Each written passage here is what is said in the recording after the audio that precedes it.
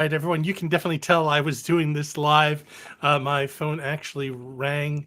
My wife and I actually had our wedding rings um, kind of refurbished and all that, and that actually was the person calling me to tell me that they were ready. So apologies for the break there and everything. So why don't we just start on over and take this from the start. So the question is this: have you had a favorite supervisor, and why were they your favorite? And like I said before, they are looking more for the attributes on what are the things that make up the favorite supervisor, as opposed to just naming a name and saying, "Hey, this person." Um, some of them may want to try to recruit that person away, but if the person is, in the distant past, that's not necessarily going to happen. Or if they don't work in doing the same things. Uh, if I was to answer this question right now, and if I was asked this question, and again, this is one of those questions you're going to need to give some thought to, do some things with your preparation when you're preparing for your interview, which you all should be doing. Um, what I would do and how I would approach this is this.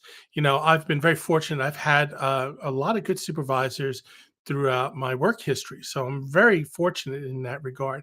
um, in thinking about this question and everything, I would have to say there were certain attributes that all of them had.